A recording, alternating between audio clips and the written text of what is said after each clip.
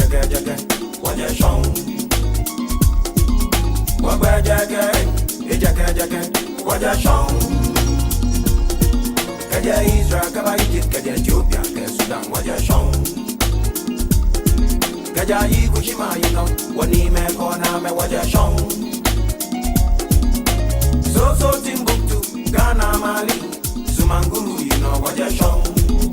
Wagwe ejeke, waje shon.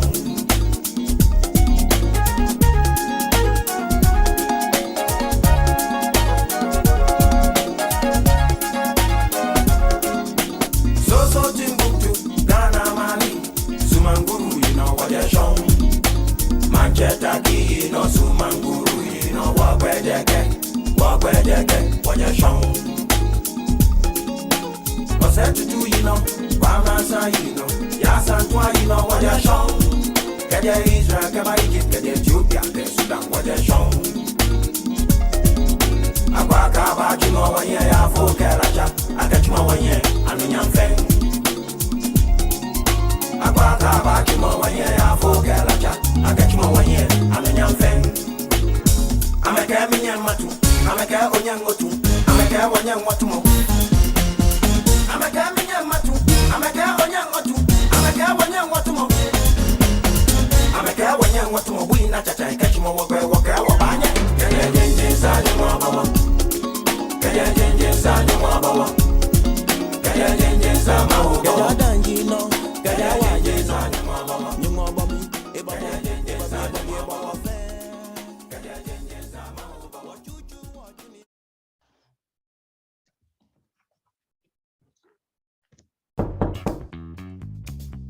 Araba, there are some people at the door. Go and tell them I have traveled to Russia. Yes, Daddy. Where's your father? My father said I should tell you he has traveled to Russia. Your father has killed me. I sent him money from America to complete my house for me. Are all student association contributions? Even the money from the fundraiser for Kweku's surgery. Oh! He too? Don't be a victim. If you're contributing to a project, alumni dues, or any public campaign, Chango is your best choice. Chango keeps track of all donations and gives you the power to know exactly where the money goes. Chango is approved by Bank of Ghana. Call 0270-066-614 or visit changoapp.com for more information. Uncle, my father is hiding under the bed. Oh, Araba. Chango for your groupings and crowdfunding. Hello? Oh, my son is Canada Dada. And then he left home, manual. My son, this is a setup. Who was Spain? Oh, yes. Spain was any secret free, huh? Ghana. Yet, we love you. It's 11 and as a man of a baby family. Oh, that be my son. Would you check your phone? Why? It's very easy now to send money from anywhere in Europe to Ghana. I'm in Spain right now, and I just send money to my mom. And on Tiasia, also, don't send it. Don't take e-levy. No, on Tap Send, there's no e-levy charge. It's just free when you send. Those in the US, those in London, those in Canada. Plenty places in Europe. You can send your money through Tap Send to Ghana. And please, it's free of charge. There's no deduction in any e-levy or any charge at all. So what are you waiting for? Send the money to those family people. Me must send it. Let's go and take a clan talk. Reggae man of a pack. It's Tap Send. At Diaspora Insurance, we understand the importance of dignified send-offs within Ghanaian culture and traditions. We also understand that you want to avoid the double trauma of your family grieving and not having the financial support to cover funeral expenses when you are not around. With our Diaspora Funeral Cash Plan, you can now cover yourself or your family in Ghana or abroad. With no medicals required, we'll accept you if you are under 75 years. Visit our website today or call us to complete a simple form in under 5 minutes. With Diaspora Insurance, your peace of mind is guaranteed.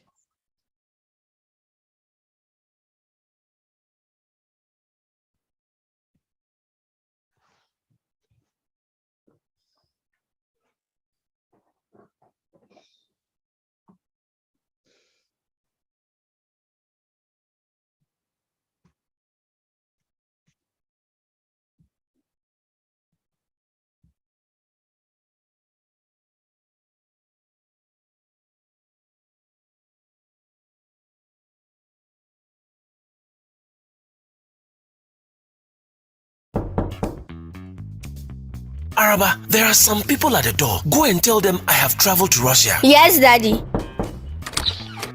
Where's your father? My father said I should tell you he has traveled to Russia. Your father has killed me. I sent him money from America to complete my house for me. Are all student association contributions? Even the money from the fundraiser for Kweku surgery. Oh! too?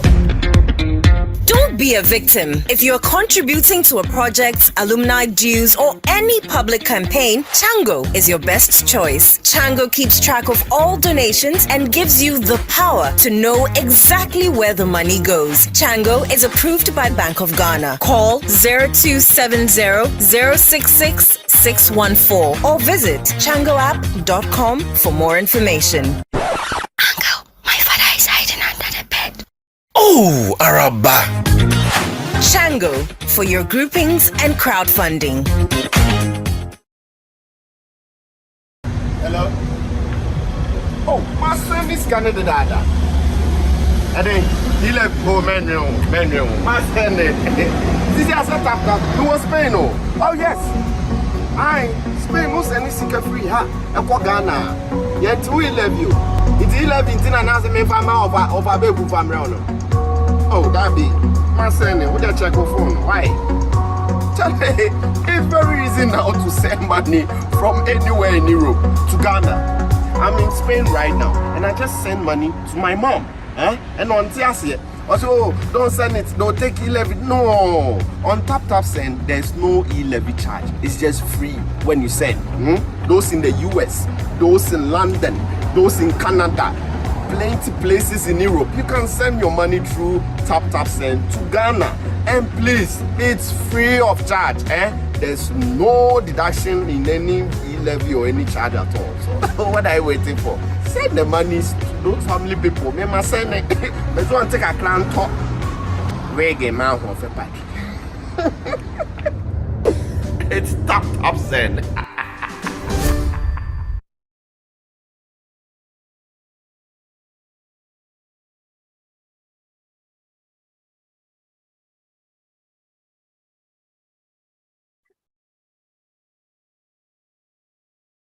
Good evening. Welcome to tonight's edition of the Ghanaian Community Awareness Forum. My name is Nana Kwesi Quayson I, Chairman of Ghana Union. Tonight we are here to discuss a topic that is dear to so many hearts regarding premium passport service provision in collaboration with the Ghana High Commission that has been set up in the city of London for the use of Ghanaian community in UK and Ireland, and I'm sure can do other services for those nearby countries. Tonight, the most important thing here is to understand what the Premium Passport Service Center does. What do they do? How can they help you? In what circumstances? But the most important thing also is to know that we have key people here who tonight will take us through all the what and the why and how. So by the time we leave here, we are all up to date with the information that we so badly need. This program has been put together by Ghana High Commission, endorsing the work of Ghana Union in collaboration with the Ghana Nurses Association, the Western Regional Association of Nurses, the Nightingale Ghanaian Nurses Association, and of course, the Ghana Union itself. It is being streamed live on Facebook, YouTube, and on Zoom. We are also carried you through live on Omega Live TV. We are grateful to the sponsors who have supported us to bring you this program. Tap Send, your #1 money transfer company to Ghana and to some parts of Africa. Please make use of them. Check their website. Go and get all the freebies you need. £1 or £5 per referral can do a lot of good to humanity somewhere. We also are grateful for the support of Diaspora Insurance, who are supporting us to bring this to you live. Diaspora Insurance, your #1 insurance company, who will give you peace of mind when the need arises. Diaspora Insurance, an IT consortium, all your IT technology, financial securities, and all the other things that they can also do to help. without much time wasting, I will go straight to introducing to you your panelists for tonight. We are privileged tonight to have three distinguished personalities from the Ghana High Commission and, of course, from the Premium Passport Service Center itself. We have with us no other person than the Minister herself, Minister responsible for Consular and Welfare, Mrs. Josephine Donkor, who is responsible for Consular and Welfare at the Ghana High Commission. We also have with us Eno Sono Apia Menka, who is the first secretary at the head of Passport and Immigration at the Ghana High Commission, Highgate. And then we have Jennifer Corte, who is the applicant support manager, Premium Passport Application Center in London. Our panelists are here, audience are here. I'm grateful for their time on Friday evening, just after Easter. I'm sure the joy of Easter hasn't departed yet, but they've left it to be with us. So I'm grateful. I will leave the panelists by no particular order to give us a rundown of what this passport service is all about. And I'm sure I will be happy to start with the head, who is also here herself, the minister responsible for Consular and Welfare, to give a brief overview, and then we will stream it down to those who are responsible for the Highgate and the application center at the City of London itself, so they can give us a bit of information. There will be question and answers time, so please mute yourself, and when your time comes, please keep to one question so others can have a turn to ask the question. Mrs. Donkor, it's nice to see you, and I'm grateful for your time. Thank you very much, Nana Kwesen. Good evening to everyone. We do very much appreciate that, of course. Let me quote somebody as in Friday night, Anajo, everybody should have been somewhere, but you've still found time to join in this program. So we really do appreciate your time. And Nana Kwesen, thank you very much for your efforts. Also, such programs, I mean the community engagements are very dear to the heart of the High Commissioner, and of course, in extension, the High Commission. So that is the channel that we get to, interact with our compatriots, and also to educate them regularly on our services, what we do out there, and then also let them know if there have been any changes to the rules every now and then. Since we have already been introduced, I think I will be quite irrelevant tonight, because my duty is just to oversee the activities of both sections. That's what I do. But we have, I would say, the managers, because we have a head of the Passport and Immigration, and she handles the day-to-day administration of the P&I section, and also Jennifer, who is the applicant support manager. So she deals directly with the applicants at the Premium Center. So they have a lot to tell us tonight. So in the interim, I'll be in the background, and having sat on the P&I seat for 4 years myself, I think when it comes to the question time, which is the most interesting aspect of our meeting tonight, I think that's where maybe I'll be a bit relevant. So for now, I think I will hand over to Eno Bosono-Appiah Menka, the head of the Passport and Immigration section, to give us an overview of what the P&I does. And then after that, I believe Jennifer will also give us an overview of what the Premium Center is all about. Thank you very much. Nana. Thank you, Mrs. Donkor, thank you. And now we are with you, Eno. So please give us, does it mean to have a Premium Passport Service Center in terms of Ghana High Commission's work at Highgate, and of course at the main building at Victoria. I know people don't seem to know the differences, what this building does and what that one does. Now we have another building called Premium Center in the City of London. Can you give us information about these three bodies who hopefully connect with each other for the good of Ghanaians? Good evening, everyone. Good evening, everyone, and thank you for this opportunity to come and speak to you about the Passport and Immigration section of the Ghana High Commission UK. Nana, thank you very much for this opportunity once again, and we'd like to take this opportunity also to thank our community for their continued support to the Passport and Immigration section. This year has been quite peaceful. We haven't had any sort of major network or technical issues which has translated into any delays. So we are on track with everything. But let's first address your question with regards to the 3 separate locations. So the Belgrave Square office can be seen as the administrative headquarters. That is where all the other divisions sit, all the other sections. So we have the welfare section, we have the general administration, that is where the High Commissioner sits and his team. We had the Chancery, the head of Chancery, which is the administrative body of the mission.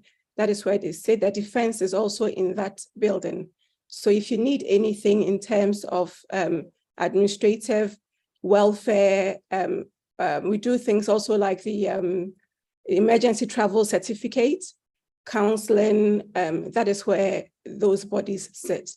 When it comes to the Highgate office is strictly passport and immigration for most part. So that is where people come in to apply for their passports and visas. We also have our education section there and the trade in the adjacent building, which is right next door. It's 2 buildings in 1 compound. But the main building is our building, which is where people come in for their travel documents and their identification documents. The Premium Center, I think, will be handled by Jennifer, but that is a separate center. So when people go to our website and they're applying for passport or visas, they may have 2 options, London or Premium Center. The Premium Center is a different building also located in the City of London. It is not a premium service. It's a whole different office that we'll get into that and the activities in a little bit. So that's a different office. And once you select that office, you have to conduct all your business in that office. But like I said, we will get into that. I would just like to talk briefly about what we do at Highgate. Even with the introduction of the Premium Center, Highgate still remains the primary location for passport and immigration, including visas. I just wanted to go over a few things just to make sure that we are all on the same page before we move on to the Premium Center. So our office hours still remain from 9:30 to 1:30 for applicants. And we really entreat everyone to try and come in during the appointed time to avoid overcrowding in the reception hall, and also to try to come in not before 9 a.m. because for security and welfare reasons, we don't open our gates before 9 a.m., even though our official working hours are 9:30 to 1 p.m. Okay, now we're going to talk a little bit about the passport application and as well as the visas. When it comes to the passport application and the processing, it's still 15 working days for a standard Ghanaian passport.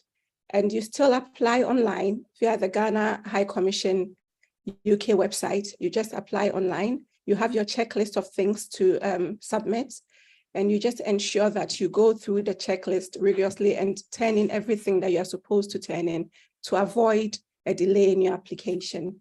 There are a couple of things that we get lots of questions about, so I would like to start with those. Number one is the child applications. So a lot of times we get people who come to apply for passport for children, and sometimes there's an issue with consent.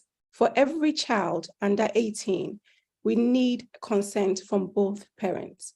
So we need the birth certificate, which reflects the names of both parents, as well as the consent form, which is filled by the parents on the birth certificate.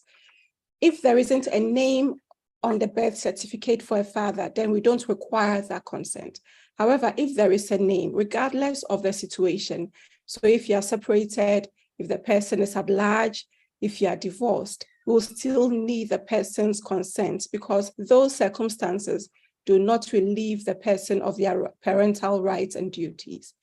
So in the absence of the consent, we can take an affidavit, which you swear to say that you are the sole carer or the sole provider, or court documents for that as well. Also, for people with lost applications, lost passports. So for instance, if you lose your Ghana passport and you need to come in to apply for a new Ghana passport, you need to swear an affidavit that you have lost your passport and you need a new passport. And there's an extra charge of £170, whereas the regular renewal is £100 for the application. While our primary goal at the Highgate office is to provide Ghanaians with passports as and when it's needed, we also have to ensure that the security and integrity of our Ghana passport remains intact. So for that reason, if you need to change your name in your Ghana passport, we ask that you fill out a change of name deed poll, which ensures that your name is legally changed before we can put it in the passport. We also subscribe to the one name policy, which means that your name, for instance, if you have another nationality like a British passport, your name in your British passport should be the same as the name in your birth certificate and the same name that we'll put in the Ghana passport. If any of the names differ, I would ask you to once again have an affidavit or change of name deed poll. Actually, it's a change of name deed poll to say that you've changed your name, or an affidavit if just maybe a middle name is missing to say that you are one and the same person. So that is really most of the questions that we get surrounding our passports processing. And as I said earlier, it takes about 15 working days to get the passport back to you. Normally, we work ahead of time. For instance, as of today, 14th of April 2023, we have posted the passports that are due 25th of April 2023. So if your passport is due to get to you by the 25th of April, it was posted today. If you don't receive yours within the next couple of days, maybe it's minor delays here or there, but most people who've applied and are expecting their passports next week should we get it by Monday or Tuesday. So we are ahead of schedule on that. So now to the visa section. So I think it's important that we note that we have migrated to an electronic system. So we have completely moved our visa processing to an electronic system, which is very rigid. And when I say rigid, I mean that whatever details you put in there, your data, your name, how you spell your name, your date of birth, your travel date, anything, any data that you input is what the system will spit back out onto your visa sticker. So we ask that you please pay attention when you are inputting your data for visa application. For instance, if you put in there that you are traveling 23rd of May, and so the visa will start then. Sometimes people may put in a date just so they can get an earlier appointment or a later date, or may not be sure of their travel date. Consider that the visa processing takes about 10 to 15 working days. And that is 10 to 15 working days, barring all weekends and holidays. And then you can make your travel proposals after that date, because whatever date you put into the system, that is what the system will spit out. If your name is misspelled, that is what the system will spit out. If your passport number is inputted wrongly, that is what the system will give you. And we have people who go to the airport and they come back because something is wrong on the visa. And that's because they put in the wrong details.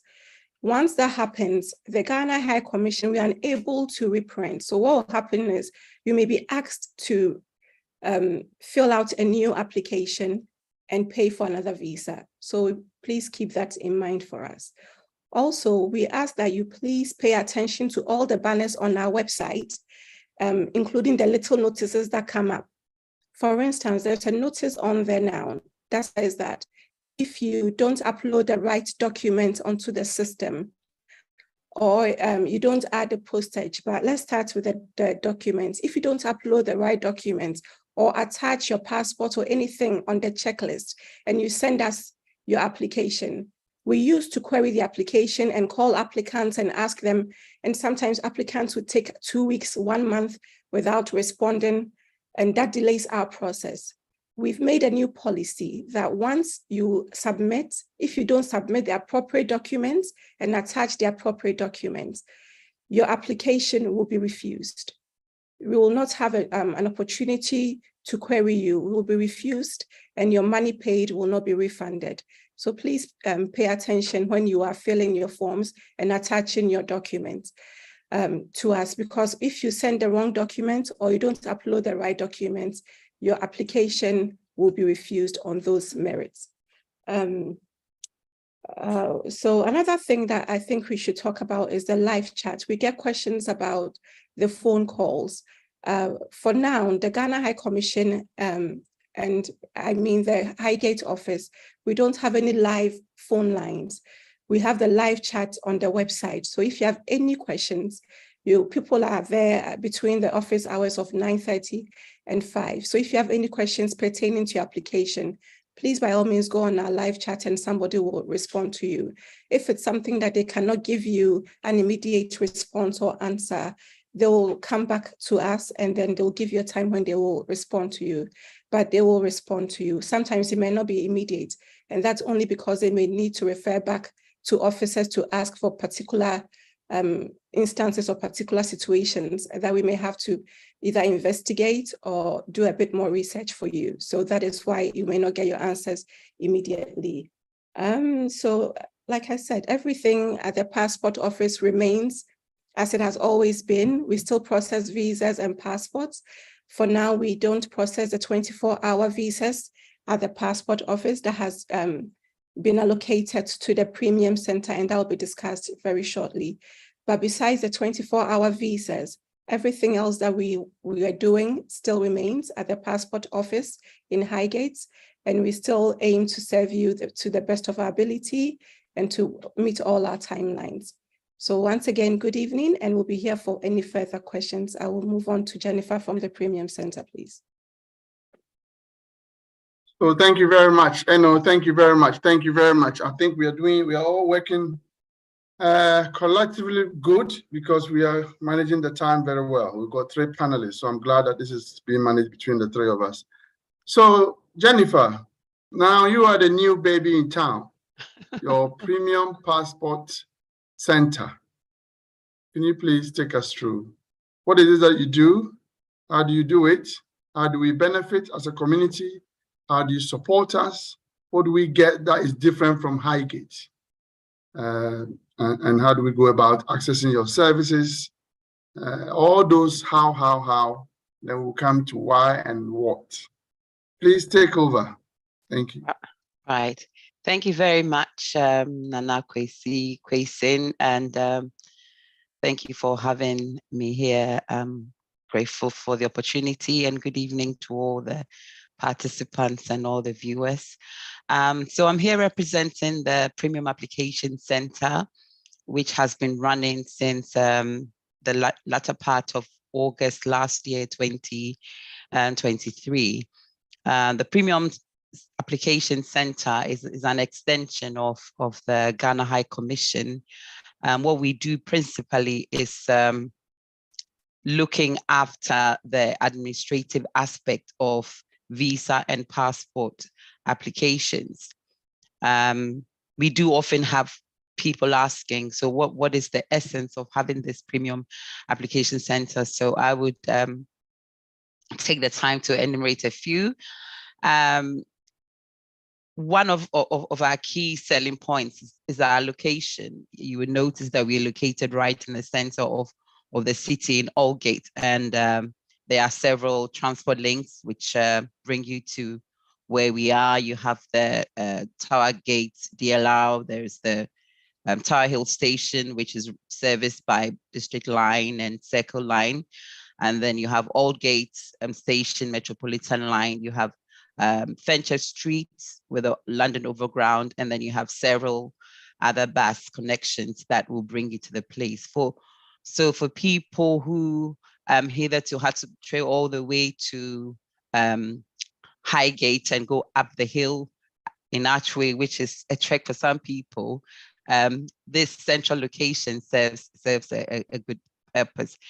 The other thing that we do as a center is to ensure, and I think Eno in her submission alluded to this, we take the time to go through your application in terms of the paperwork you've submitted, to ensure that it complies with what is required by the High Commission, so that when we present it, there is no opportunity for your application to be rejected.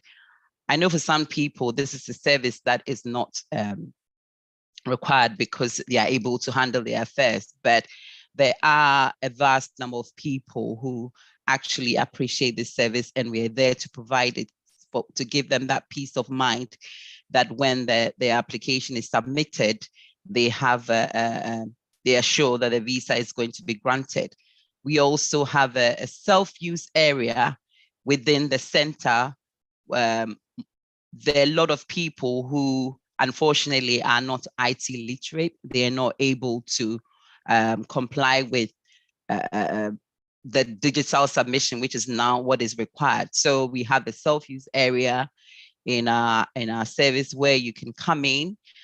Before, I think it's just recently become chargeable, but when we started, it was free, and you would come in, there's a designated person there who would assist you to fill out the form. And once that is done, we would obviously process the rest and then send it to Highgate for you.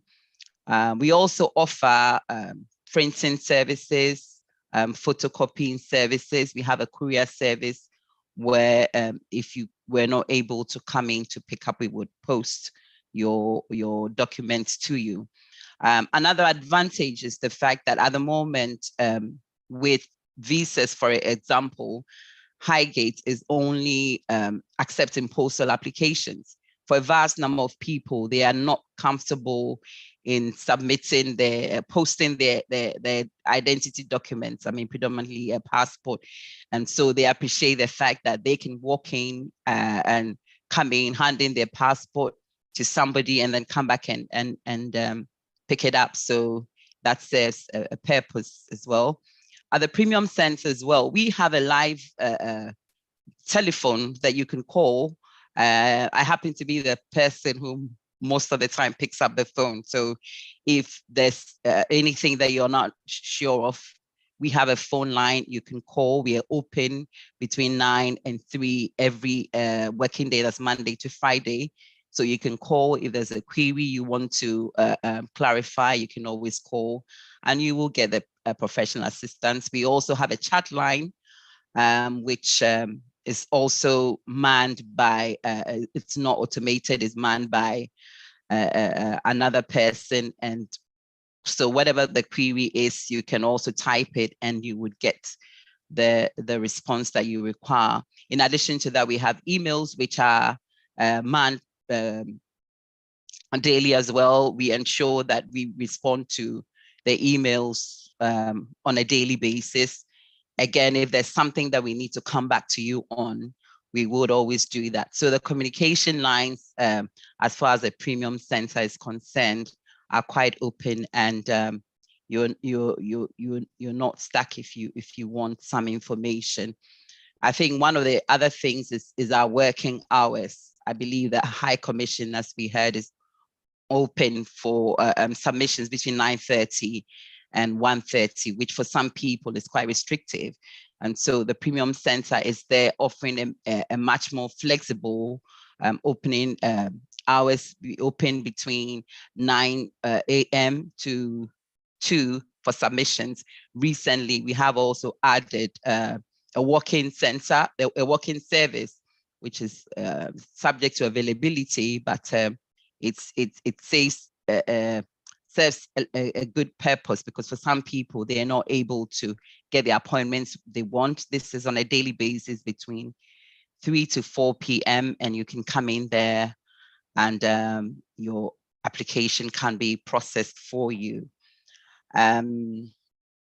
Yeah, so essentially that is, we do also have, if you want to keep track of your application, want to know where it is, apart from calling in to find out from the phone. You can track it on the website. There's an address where you can do this. So I think in a nutshell, that's what the service is offering. I believe if I haven't clarified anything, maybe the time for question and answers, we could go through that. Nana, there's something else that I think I wanted to add before we go to the question and answer, if it's okay. It's fine. Please go ahead. I wanted to talk about our zonal biometric capturing exercises that we embark on from Highgate. So we, since the beginning of the year, I think we've been to 4 different places. We went to Leeds where we enrolled. So what happens is we go to the outside London, the places where we have some of our nationals who are unable to travel to London because of distance. So we go there to capture their biometric for their passport processing. Since the beginning of this year, the first quarter, we started with Leeds, where we captured and enrolled about 140 people. Then we went to Manchester, where we enrolled about 250 people. Then we moved on to Ireland, Dublin, where we enrolled about 45 people. Normally, our the minimum number of people that we travel for is 100. But we went to Dublin because, first of all, it's because it's a different country and it's hard for them to come to London without a visa, without a passport. So we were able to make an exemption for them. And also because they were celebrating National Day, 6th March. So we just coupled it with the enrollment and traveled there. We are currently in Liverpool today, where we are enrolling about 230 nationals who need Ghana passport. For the next quarter, second quarter, we'll be going to Birmingham and then Southampton. So Birmingham is in May and Southampton is in June. And third and fourth quarter, there'll be Scotland and all other places. So just wanted people to know that those who are not in London and who are far, if you need for us to come to you, what happens normally is the community leaders, the Ghanaian community leaders in these areas will normally contact the High Commission and tell us that they have enough, they have the numbers of at least 100 or more people for us to come and enroll them. Normally, that's all they do. They gather the people for us, and then the people, we open our portals for them. So when you go, for instance, on our website today, the Birmingham application is opened. So it's when you select postal, then it'll give you the Birmingham option. If you select counter, that's London. And so I think that's something I would like for our applicants to also pay attention to, because sometimes they select postal and then they'll post it to us. But really the postal is for the outreach programs. So for instance, now we have Birmingham opened. So if you live around that area, you can select, send your passport in to us. And once we accumulate all the numbers, we will come there. Any fees that is paid to the community leaders in the zone, in the different zones, are mainly for logistics. So they rent the place where we go for the enrollment, and they normally will provide tea or coffee or something. So it's purely for logistics. It doesn't really come to the High Commission. It's just for logistics purposes. So I just wanted to bring that up as well. Thank you.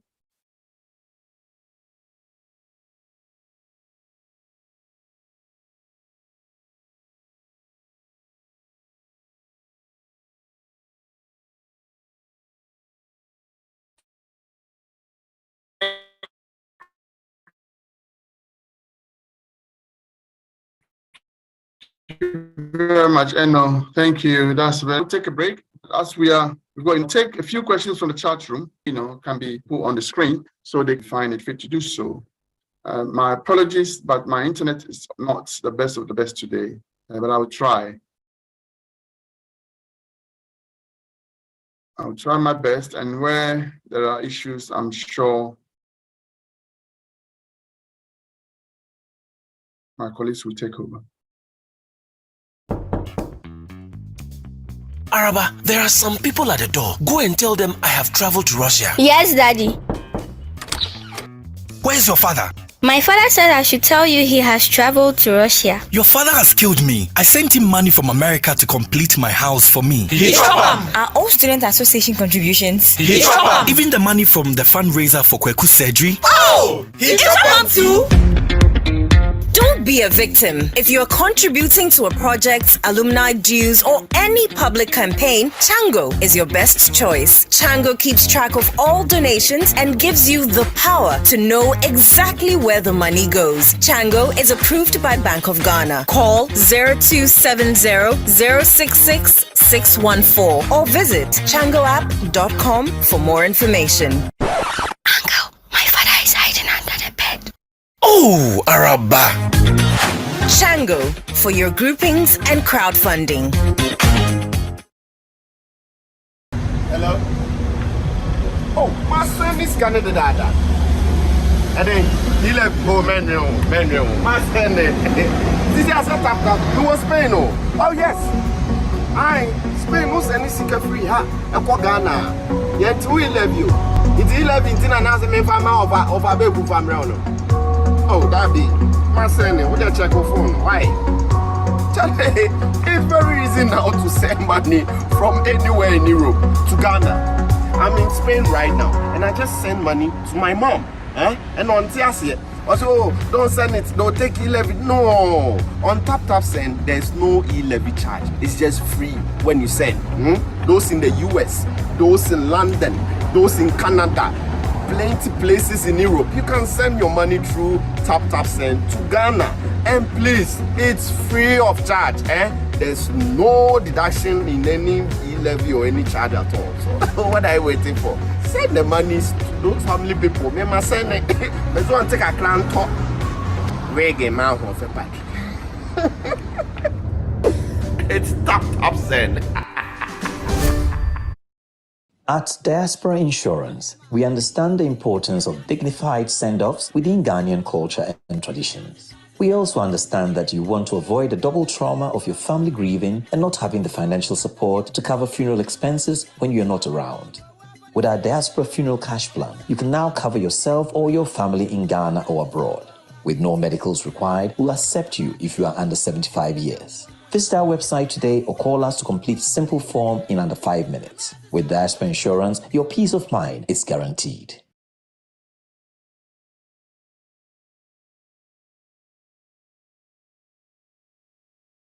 Welcome back.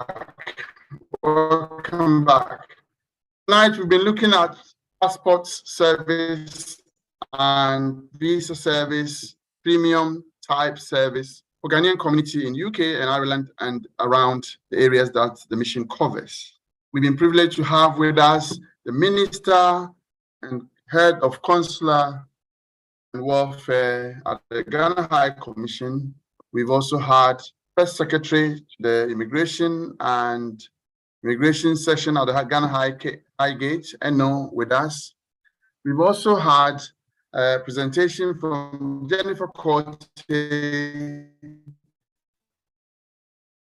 who is Applicant Services Manager of London, talking to us about what they do. We thank the support of Tap Send, Diaspora Insurance and IT Consortium for their support to bring you this program. I've just seen a chat, somebody telling us if we can stop doing adverts. If we stop doing adverts, there will be no community engagement forum. So please bear with us, pay for bills. So if you are coming on this forum, please exercise a bit of patience so we can get to the information that is free of charge.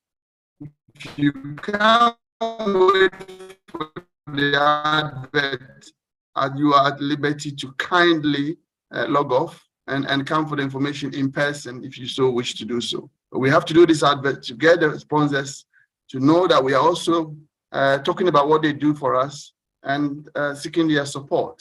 So please bear with us when we do that, because it's in our interest to do so. You are at home and we are all over the place bringing this information free of charge. I hope I'm not much clear on that.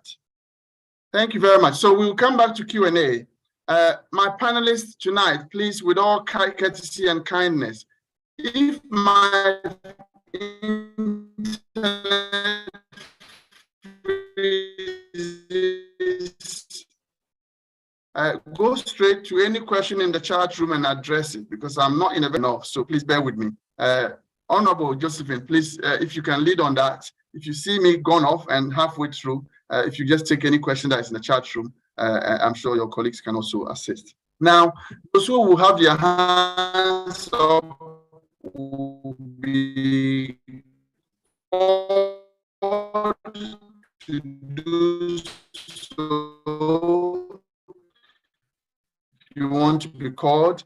In the meantime, well, I have some questions, some commend the services of the premium services service. 2 months ago, I advised an old lady who was frail and needed to be evacuated to Ghana in no time.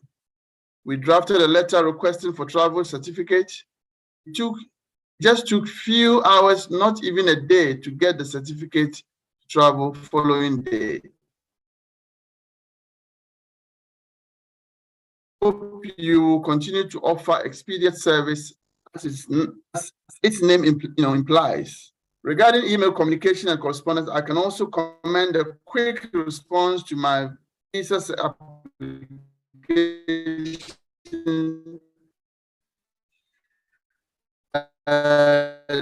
The email was sent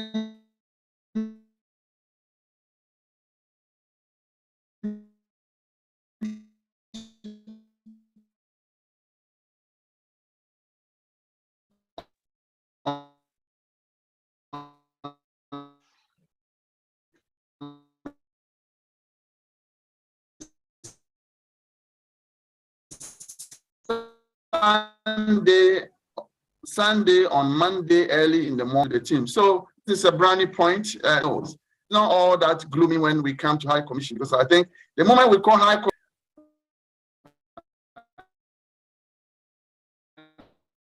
there's another one that said I carried a prepaid.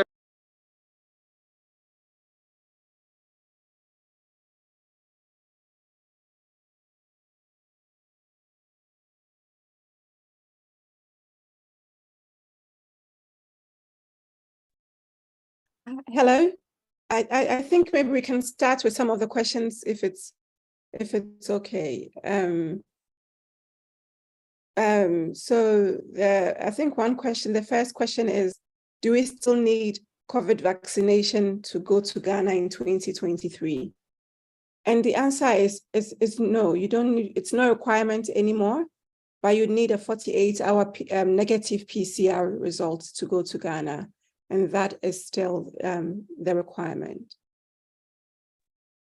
Okay, so if I'm back again, I'm sorry, but if you don't have a Ghanaian passport, I believe that's what Eno is saying. If you don't have a Ghanaian passport, I might correct me if I'm wrong, because I just heard it halfway through, and you have British passport, purely British passport, then you need a PCR test. Is that correct, Eno? Because if you have a Ghanaian passport, you don't necessarily need PCR and you can just come in. Please, can you elaborate on that, please, for me? Yes, that's for the visas. Yes, to apply for a visa. So that's with a British passport or another passport. Right. Okay. Thank you. Right.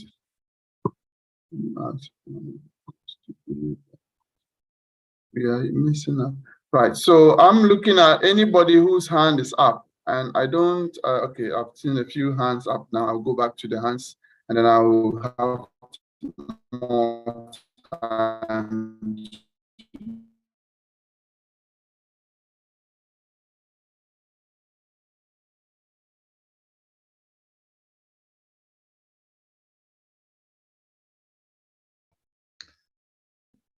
Nana, if you are having challenges with your internet, can we just go ahead and take up the questions? Got the questions on the chat. Unmute yourself kindly and ask your question. Someone call Alex A. Hello.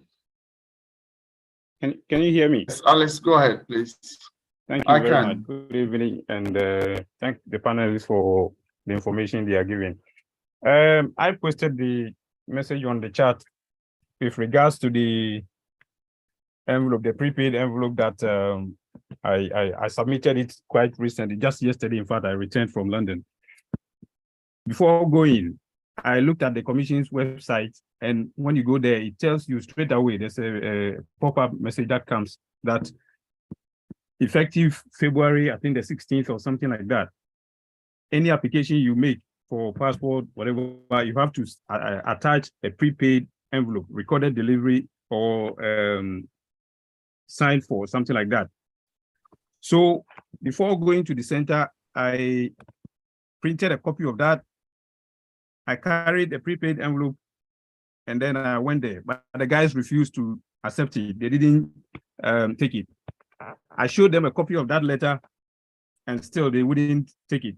So what they told me was, I'll have to pay for delivery service so that they can post it, the document to me once they finish.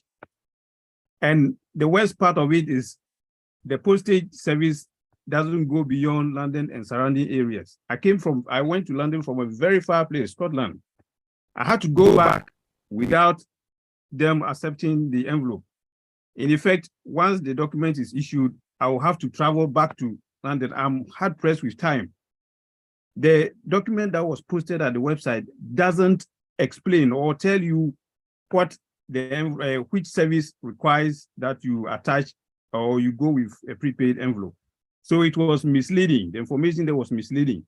And therefore I went with my own prepaid envelope, which wasn't accepted. And now I'm in a limbo. I don't know what to do as to how to get my document back. Okay, so thank you. Resolved. Thank you. You are the right place because you've got the most high profile people here who can answer. My question I was going to ask is, Honorable Minister, we all heard about this prepaid envelope to be provided. We got a circular from the mission. How does that work with the premium team? Because I think that's what yes, please go ahead. Thank you. With a premium center, you don't need the self-addressed envelope because they don't do postal applications. We do the postal applications. And if I can go ahead and address Mr. Alex A's question, I wanted to ask him what kind of envelope that he submitted, because when you go on the website, it states clearly that the envelope should be robust enough. It should be waterproof. It has, how do you call it, self-addressed, stamped, if the envelope fulfilled all the requirements that we have put up there, because I'm quite surprised that he brought in an envelope and it was rejected. So I don't know exactly which kind of envelope that he brought, and then they said they cannot take it. So if he can come back to me on that one. Or did he go to the premium center? Was it premium? If Alex is here, I went there. I went with a waterproof. That's one thing we need to distinguish between where he was. Were you at the premium center, please? Or premium center? Yes. Or yes. So you went to premium center, right? That's correct. Okay. He was at the premium center. Alex was at the premium center. Prepaid envelope that watertight, I mean, sealed. There's no way water can go in or anything like that. Okay. No. So I think Alex, thank you, but I think the question has been answered by the minister. Premium center do not take self-addressed envelope as a return. It is only Highgate. When you select Highgate and you submit it at Highgate, that is where you'll be required to receive your passport back. So I think the situation is that you went to a venue that does not use the return envelope. So I don't know where he stands currently. If any of you can help us understand, because his case is peculiar. It seems to me that he doesn't know how he's going to receive his passport or something like that. I'm not sure where we are with him. Okay. I think I can speak to this is because I remember this incident. Like he said, it was just a couple of days ago because I overheard him speaking to the manager. Like has been said, we don't require a self-addressed envelope at the premium center. Most people, when they fill in their forms and see the notice on their system, would call in or come into the chat and ask whether they required we would say, no, you don't. So I think that's probably where the confusion was. I think that the issue with what is the information is on the website is being addressed so that people know what is required at whatever office. So I believe that's something that is being looked into. In terms of not being able to post to Scotland, I am only aware that at the moment it's Dublin that we don't have courier services to. As far as I know, we send out courier to Scotland. I don't know about his particular case, but I would have to find out on Monday exactly where the address is and why this was the case. But we do we don't go as far as Dublin, Ireland. That is where we are at the moment. But for the whole of UK, as far as I know, we send out courier within London and outside London.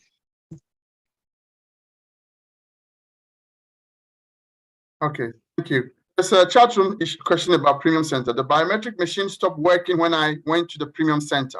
I had to wait with no guarantee it to become operational again. And no idea what was going on. Just left waiting, unsure what's next. So if your machine breaks down, what happens with people waiting at the time? Okay, so again, I'd like to apologize. When we started taking the biometric applications, of course, we had teething problems. And the most important thing that we need the public to understand is the biometric system we have is more or less being leased to us by the High Commission. It's controlled centrally. So sometimes if anything goes wrong, centrally, it affects what we do in the center. When we started initially, yes, there were teething problems. Every now and again, these happen. What we strive to do is to let people go, and we give them a call when it's up and running so they can come in and have a result. Currently, we do have a second biometric machine. So that is obviously going to ease the pressure going forward. But I do extend my apologies for the initial TV problems that we had. Okay. So look, listen, I'm the chairman of Ghana Union, and I do come across a lot of these questions. I am not here to advocate for anyone attacking. My only job is to try and clarify some of these things. So please don't take what I'm coming to say in any different context. If people come to your end, we believe that you are running a service that is paid for as a commercial entity, or is it just also part of Ghana High Commission that they are working for a Ghana government? Now, if people come and they are inconvenienced in any way, what do you do to remedy their inconveniences of going and coming back again? So to that, we have a few initiatives which we have introduced. For some, we would offer to post their documents to them free of charge. In certain cases, we can offer them vouchers to offset any extra expenses that they've had to incur.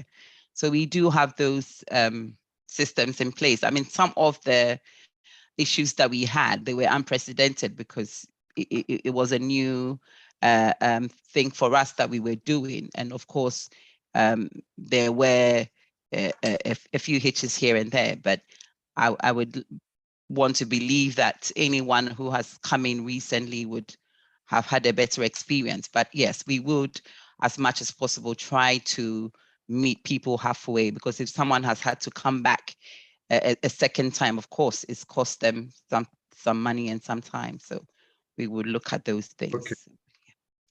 Okay. Thank you. Elios, is it Elios or something that I don't even know how to mention it?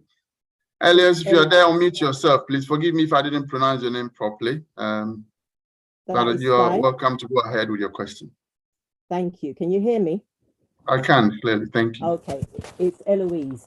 So, Eloise, yes. Yes. I just listened to everything that is said. I was in your center a couple of weeks ago where you had only one biometric machine Okay, first of all, I started your application online. Again, just some feedback. I felt that the application was elongated and repetitive. I paid. Can I just say, please don't say you had one machine. It's not her, it's the organization. There was one machine. Okay, right. Okay, I take that on. The organization had one machine. Okay, I paid for the express service.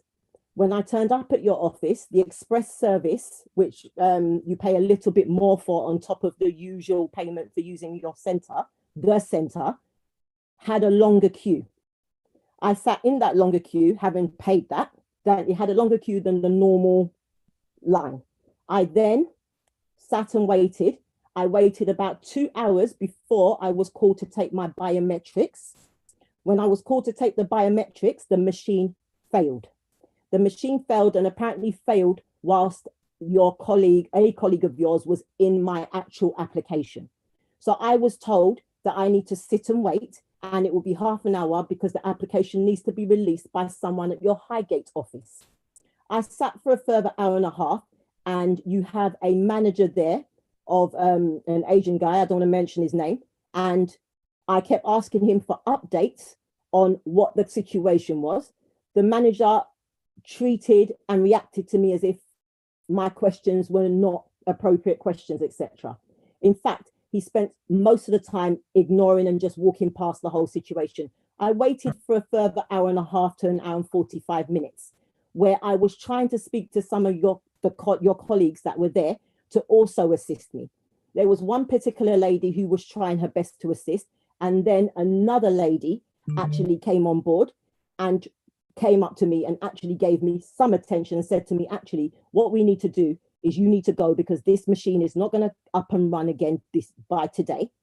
And she gave me her personal number to give her a call to check if the machine was up and running the next day before I attend the office. Now, I just heard your colleague, Jennifer, if you don't mind me saying that you offer a service where you offer to ring the customer back when the machine stopped working. I wasn't offered that service. You also spoke about gestures of goodwill for the inconvenience that was caused by the machine breaking down.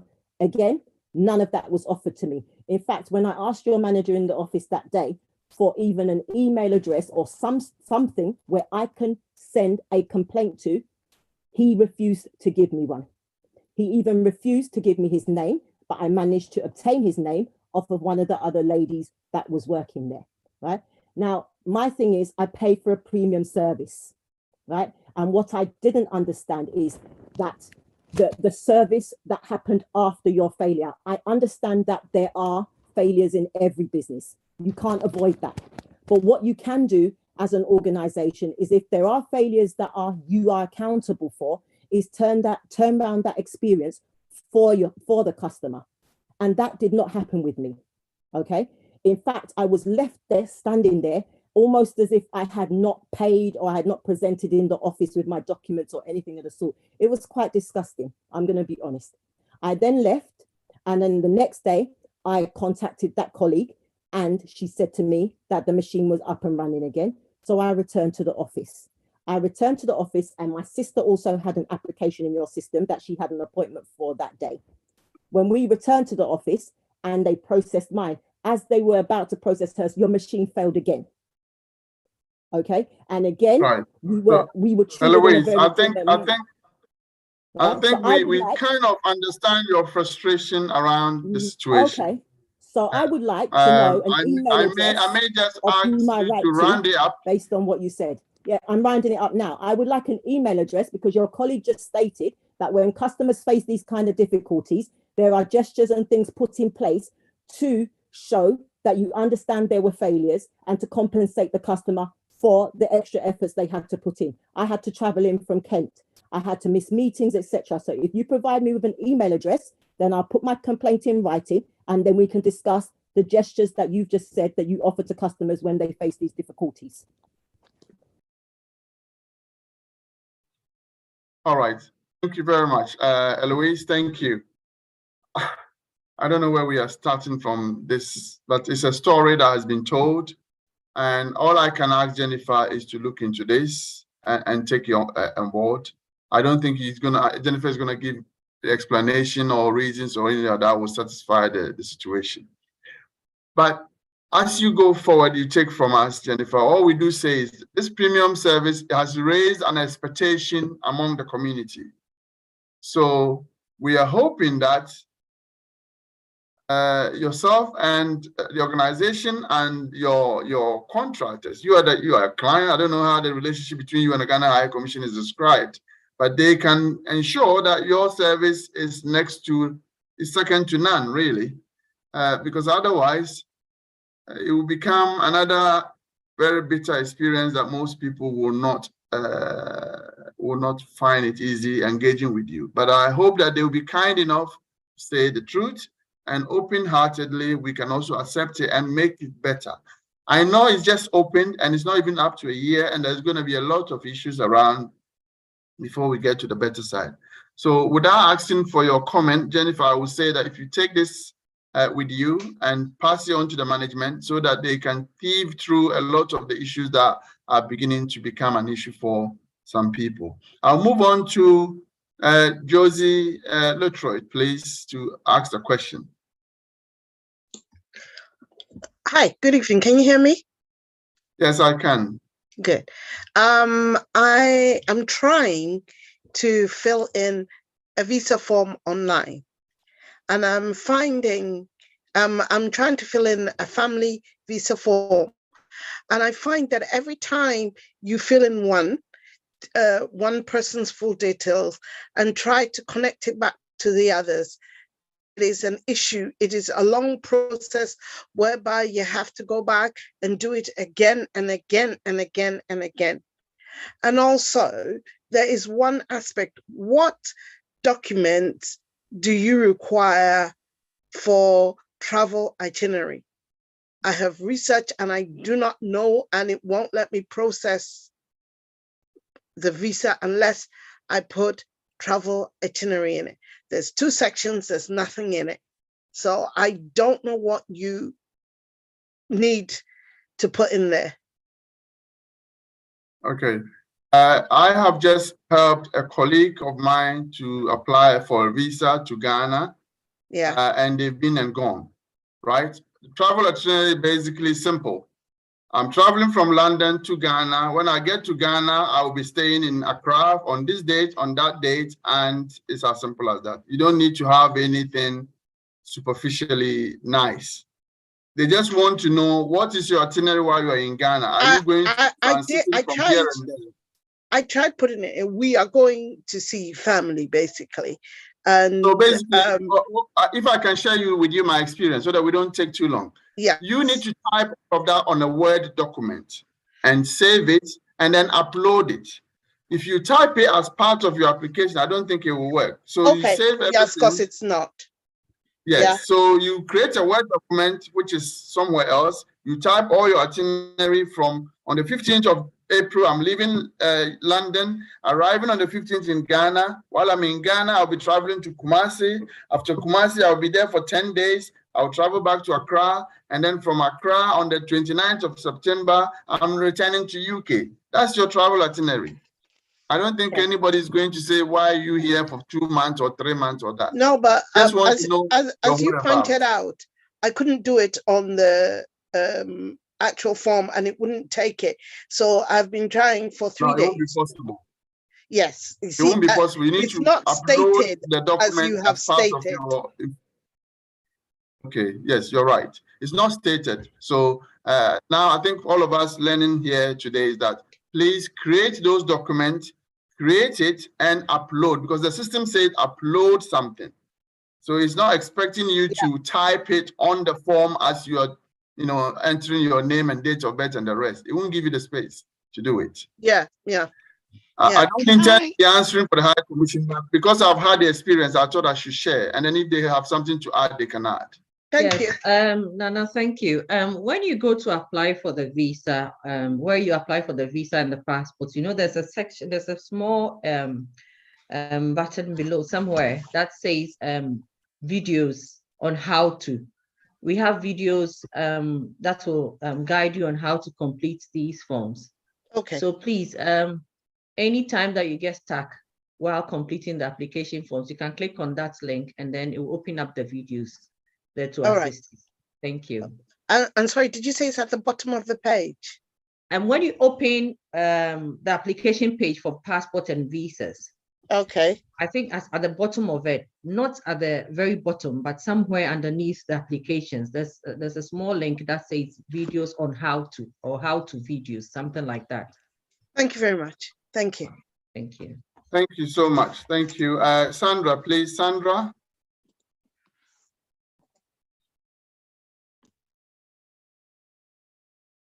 Hi. Is Sandra is still with us. Please go ahead. Hi, can you hear me? I can hear Hello? you. Thank you. Yes, hi. Hi, mine is just a concern really with regards to a child application for a child's visa.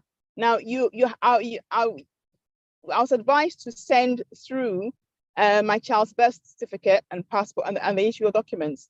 Now, when we got the passport back, it came without the birth certificate, and that was last August. And up to date, I haven't received my child's birth certificate. Thank you. Any comment, please, from Yes. the Highgate team, or Yes. anybody who wants to take that? Yes. Ma'am, would you mind please sending an email to the on live chat or to the customer service with your reference number? And next week we'll look into that. If you don't mind sending an email with your name and phone number and your email address, we'll look into that for you next week, please. Thank you. Martin Ajay, Martin? If Martin is still with us, please unmute yourself. Yeah, thanks a lot for giving me the opportunity. Quick two things. The first one is on the, I just want to suggest that in future, if people have personal issue that has not been resolved during their interaction with the services, I think it is proper that they write that in an email to maybe the chair, Nana, so that you support them rather than bringing that to the platform. Previous meetings has not augured well simply because people become sentimental and it puts people off from joining these things. And I think we know better than coming with personal vendettas. We need to go straight to a question or straight to a contribution, and it makes the platform more useful. That's my suggestion. My main question: there is a common practice among Ghanaians where those with Ghanaian passport and British passport travel interchangeably using these passports. I just want to find out what is the legal implication of the use of these two passports, and what is their legal rights in any future occurrence. I just want to understand this. Thank you. Thank you so much. Basically, we are from where I'm in Ghana as I speak, and I travel with two passports. So I think my understanding of the question is, if I were to get stuck here, what would be my legal position for the Ghana government and the British government? So I came in with Ghana passport, and I will be returning with my British passport. Could the minister or anybody share some legal background to this, if you have any, unless of course you want to take some advice before you I don't know, if anybody can share some light on this. Thank you very much, Nana. On that particular issue, when an individual is a dual national, it means that you have the nationality of two countries. So it's a choice that you have made. So your decision to travel to Ghana on a Ghanaian passport, I mean, that's why I said it's your decision to travel to Ghana on a Ghanaian passport and then return to the UK on a British passport. So let's say in the event of an emergency or anything, once you can prove that you are a Ghanaian, I believe the Ghanaian government will be able to assist you. But it's still your choice where you want to go. If you are in Ghana and there's an emergency and you would want to go to the British, that is up to you. I don't know their regulation regarding if you traveled on another country's passport other than theirs. But what I can say is that once you're a Ghanaian, for instance, when there was the outbreak of COVID, and then the borders of Ghana were closed, and then we had to organize the Ghanaians who had traveled here, and then take them back home. Those that were able to prove that, of course, they are Ghanaians with their Ghanaian passports and other ID cards, were able to take them back home. So whether they had Italian passports or British passports, that wasn't what we were looking at. We were looking at the Ghanaian bit. So let me say that it is your decision where you want to go in case you are in trouble or something happens. So the onus lies on you as the holder of both passports to decide which to turn to. Thank you, Minister. Felix Achebu, please, Felix. Felix, if you're still with us, unmute yourself. Yeah, I've been able to unmute myself now. I've got a question and a couple of comments. I think I'll mention the comments first. First of all, I want to say thank you, Nana. You've shared some of your own personal experiences, which has been really, really useful. I also listened to Martin about when people have got personal issues, perhaps they should get in touch by email, which is very useful as well. I've got a question. It's been answered, but I didn't quite get it. So I will ask that question again, please, if you don't mind, and then I'll make another. The question is, do I still need a PCR test when I come to Ghana, regardless of whether I use a Ghana passport or I use a British passport? The other question I want to ask is, Nana, about the comments that you made regarding, there was a speaker that had a really, really, really terrible experience regarding the premium service and everything else. My personal view is that you didn't really give it a chance up to the people, the minister and the other people to comment on it. Instead, you gave your point of view. I think you should let the people comment, although I accept Martin's view that perhaps this is a personal view, she should be sending an email and everything else, but you didn't really give the people who do the work really a chance to tell the lady, you know, what recourse she had and everything else. So that was just my comment. But my main question really is, you know, do I need a PCR when I come to Ghana, please? All right, thank you. I will let them answer the other one about PCR. And I like I said, I gave an opinion that I believe the situation is not something that can be contested. And therefore we urge Jennifer, who is representing the organization, to take the information forward and hopefully help us resolve it. So it was a suggestion I made. I did not answer for her. I just thought that the more she will go into it, it means she has to own decisions she makes while she's live on this screen. And she may not be in a position to own that decision. She may need to refer it to the higher authorities so they know how we are feeling about a service that is less than a year already. So it was a comment taken in good faith. But then Jennifer is here. If she believed that she has answers to anything that was said around the poor service that somebody highlighted and the remedy she can provide in her own position here without consultation, then of course, I'll be more than happy for her to list them out for anyone to hear. When it comes to PCR test, I will leave the Highgate and the minister to address that, if it's possible.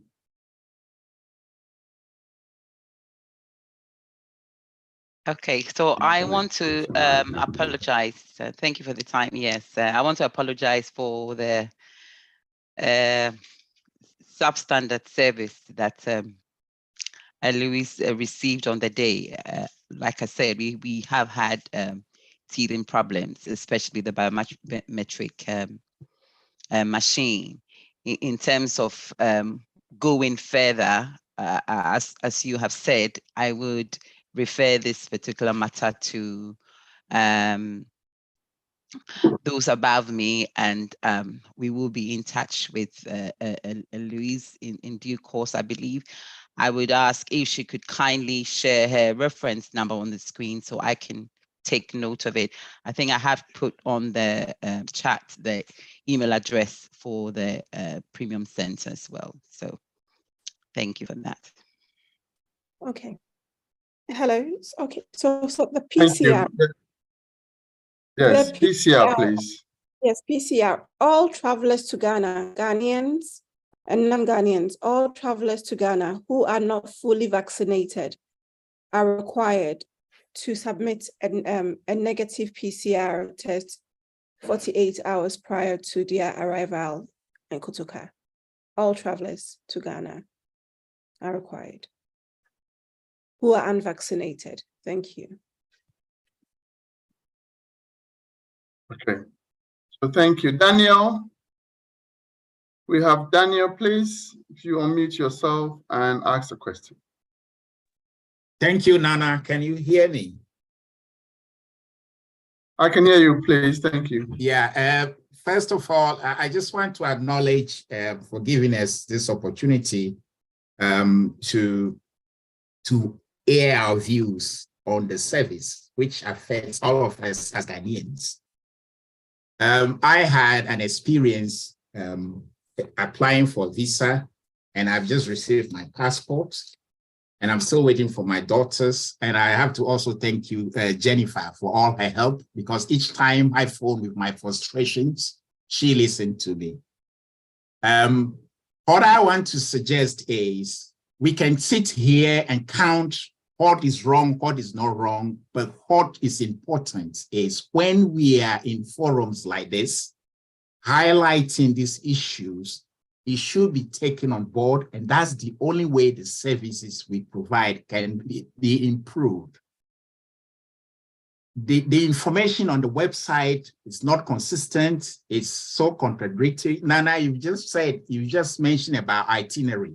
I dropped itinerary, typed it up, uploaded it, but when I got to the premium center, I was told that that is not good enough. I should produce an e-ticket. And my argument with the lady was, I've already submitted the number of the e-ticket on the application. So why do I need to submit my e-ticket? So I was asked to log into my email on my phone and forward that e-ticket to an email address that I was given, which I did.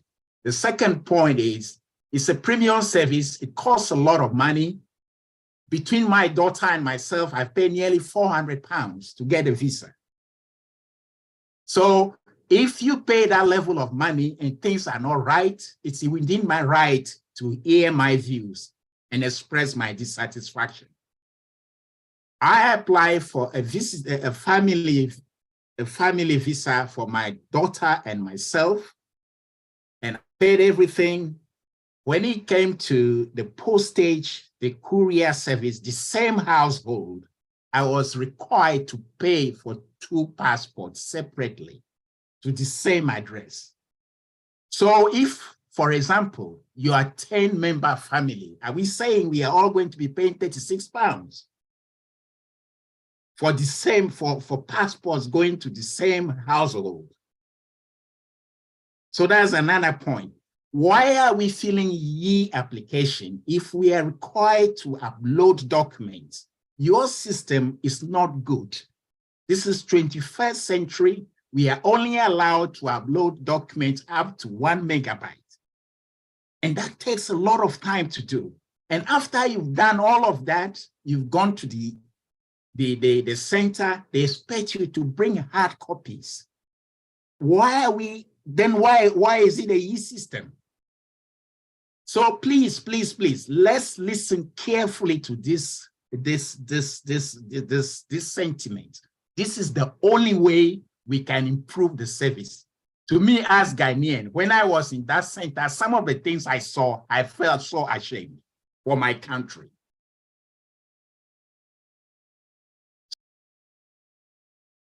All right. Thank you very much. That's well expressed. Any thought, please, from the team? You see, on this forum, I try to take emotions out because emotions cannot be addressed here. We are addressing facts, and once the facts are out, we just have to find a way to hopefully provide a solution for the long term. Just because you have suffered, it doesn't mean everybody should keep suffering it. So that is the reason why we do these forums. So it's important that you've shared with us some of these issues so that we take you forward. Panelists, if you have any thought on what our brother has just shared with us. one of the areas that he mentioned, which draws to my heart, is if you have a family of 10 and they are all applying for something of that nature, do they individually have to cost them that much? Or do you have a discounted rate for, what happens in that situation? Okay, so I just want to say to the last caller, your daughter's passport actually has been posted today, so you should be receiving in the next couple of days. In terms of the courier charges for groups, unfortunately, at the moment, each passport is posted separately, but we are actually looking at this. And again, with this feedback, I would pass this on and when I go back on Monday.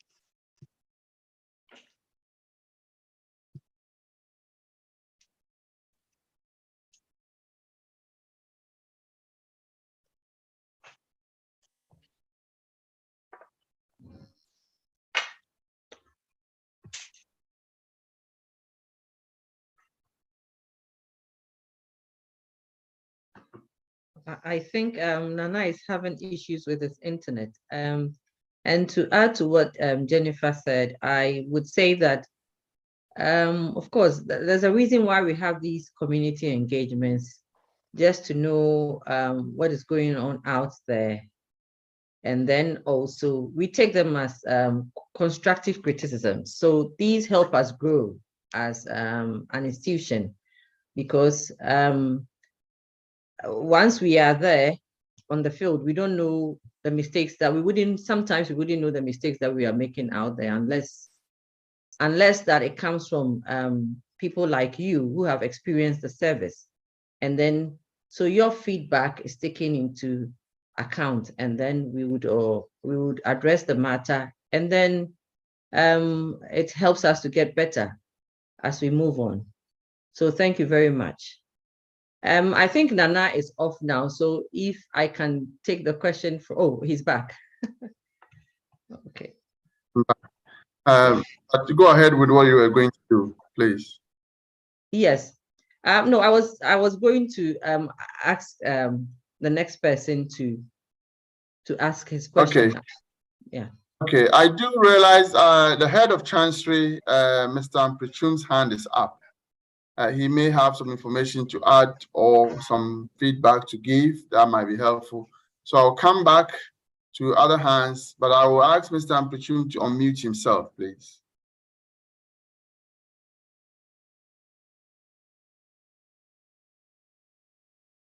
Mr. Pepra, are you still with us?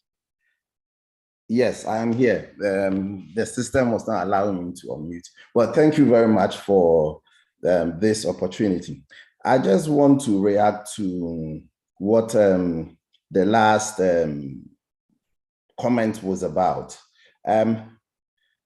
The standard everywhere, whether you want to go to the Schengen countries, you want to come to the United Kingdom, the USA, Canada, everywhere is that you apply online, you upload the documents, but you submit hard copies, right? That is the process for visas.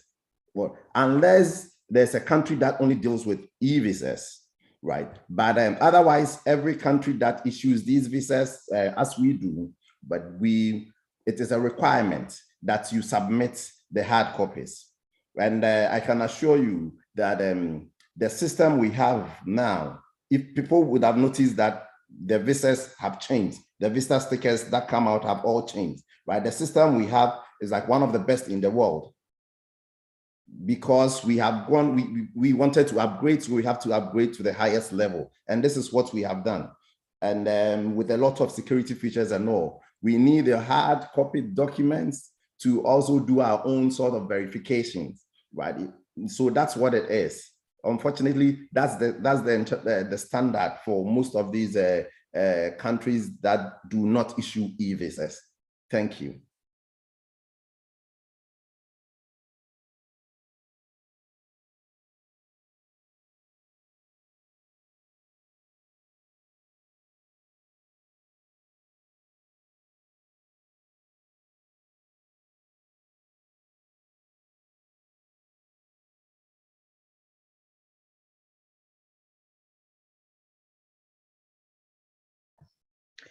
I think Nana is gone again. So we'll move on to the next person. I see Noel Alote.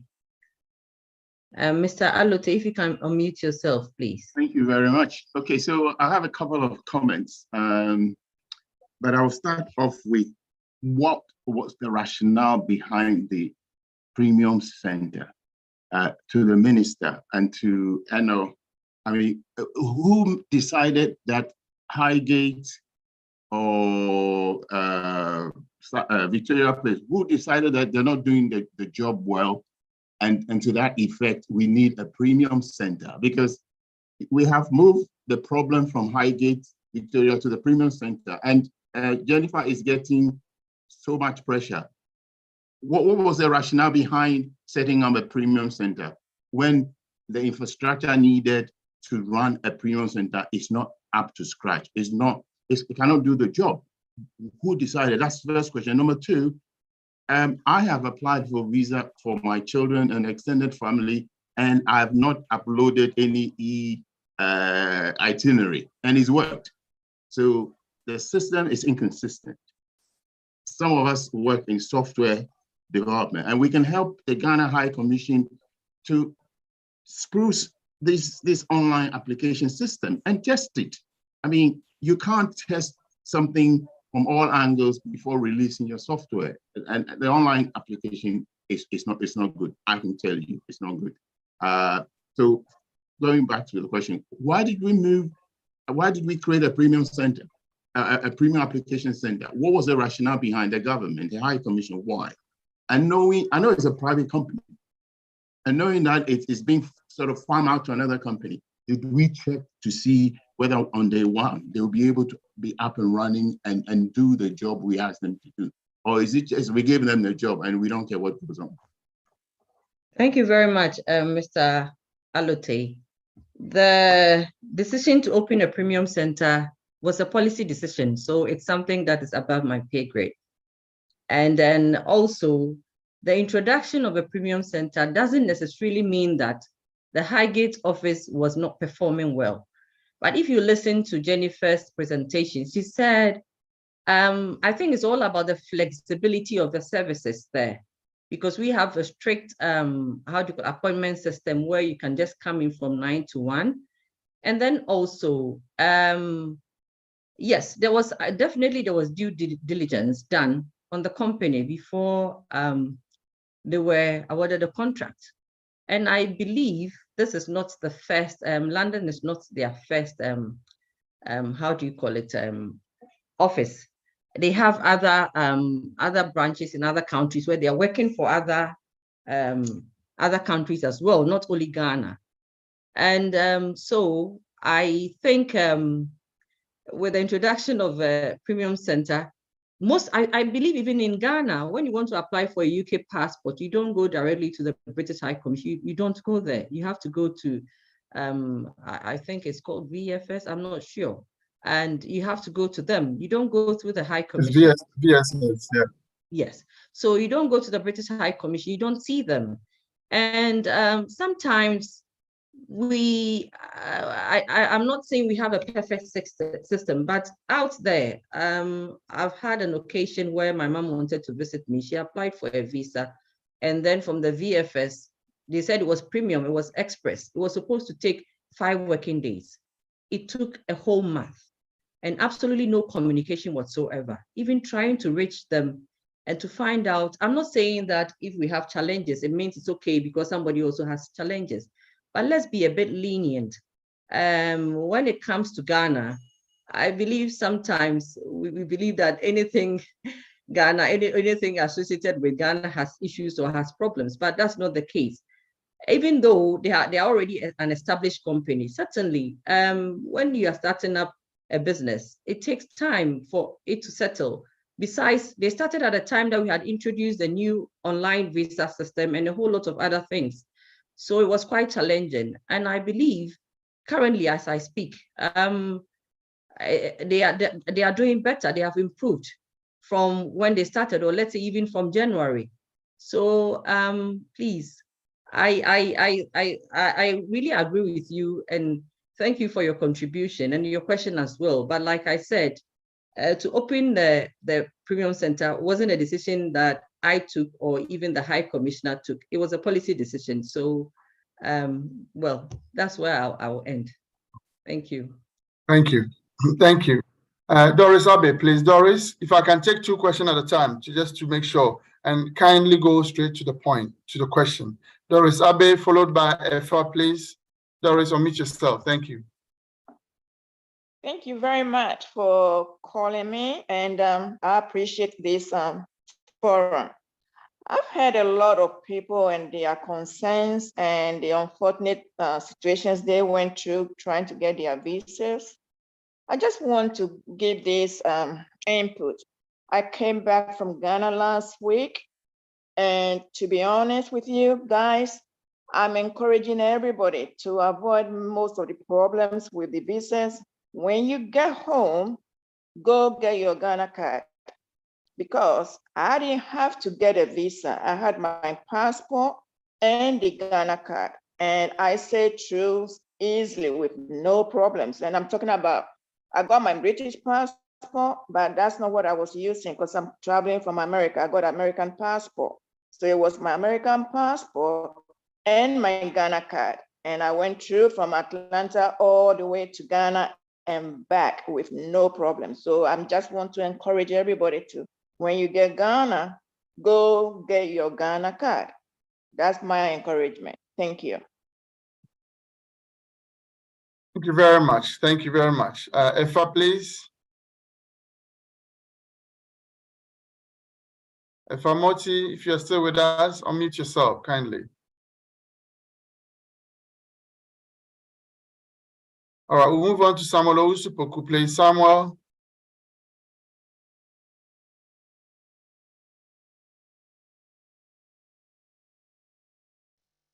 Okay, thank you very much. Can give them a nod.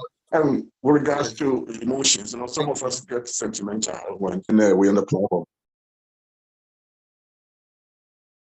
Okay, can you hear me, please? Can you please hear me? I can hear you, please. Okay, thank you very much.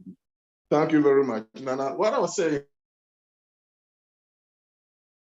is that some of us get sentimental during a platform like this, just because most of the problems resurface. Most of the problems that we bring have been treated already. We have been talking about, and the responses have been given, but we don't see them being implemented or being materialized. For example, the online chat does not give the actual information prevalent in the embassy, because most of the questions we ask, the response we give go beyond what we expect. With regards to passports and visa applications, for example, Nana, you are aware of my situation last year in August, September, when I lost 4 tickets because my passport, my white passport, was kept in the embassy for months. And the online embassy kept telling me the passport we sent to you. When finally I got to the embassy through someone, and the application was even missing, it was put in the embassy. So it becomes difficult for us to rely on the information they give when they go online. And problems like this has been resurfacing all the time, and they keep giving us assurance that these things will be solved, but still we don't see them being solved. Millions, thousands of people lose tickets because when we put an application, the information they give us permits us to prepare our journeys. And some of us go all the way to buy tickets for families to go home, because, for instance, my wife's passport was to be released in 3 weeks' time, and it took our journey was scheduled in a month and a half, which was 6 weeks. So we bought a ticket for 4 people, but after the 6 weeks, the passport was not coming, and the online kept telling us that the passport will be coming. Until the final day, you know what you did before even we could get a passport to go home. And when we even asked for a document to go home, they said they don't give the document for us to go. So we should wait for the passport. Meanwhile, the passport was missing at the embassy. So how is the embassy addressing this same situation that keep occurring and occurring? People want to know. This is our problem, please. Thank you. Thank you. Any thoughts, please, from the Highgate team and I guess the minister in charge of I welfare lost and consular connection. service. I lost connection. I just got back again, so I didn't hear a greater part of what he said. I did see that. I think it's more to do with issues that are reoccurring, passports and applications being missing, times where things are held for months and the online is saying something else, and what is happening on the ground is a different thing. From this person's comment, it seems like he was in a situation where his passport was almost lost in the air for about 3-4 months. And anytime he goes online, he kept being told that the passport is on its way or is being sent, and it was never the case. What are we doing to stop all these issues reoccurring? Of course, passport is a personal identity, has a lot of information on it, and people become rightly nervous when they know that their information cannot be traced to where it's supposed to be. So, it's something that we need to look at, how we can get people reassured that we take these things very, I'm sure you do, and that is why we are here to discuss it. So if you have any thoughts on if you have any experience where these things has happened and you want to share with us, that's fine. Otherwise, I hope that we can obviously take his comment highly, highly, highly on the agenda for the good of our own work. Okay, so I'll take the one on the postal. I believe he said about three or so months ago. So that means we're using our I think we're using one courier company that we were always running into issues with because they were losing our packages here and there. So the reason why we decided to introduce the self-addressed envelope, so it means that we are taking action on that because we're getting a couple of complaints from the courier company themselves. Once a month or so, they would then email us that a car was involved in an accident, a burglary, the car was taken away from the driver, a whole lot of things that they have lost a passport or two. So we just decided that we would just stop using that courier company and rather ask applicants to provide self-addressed envelopes. And then that would be easier to mail their documents and their passports back to them. I don't know if you have anything to add to that.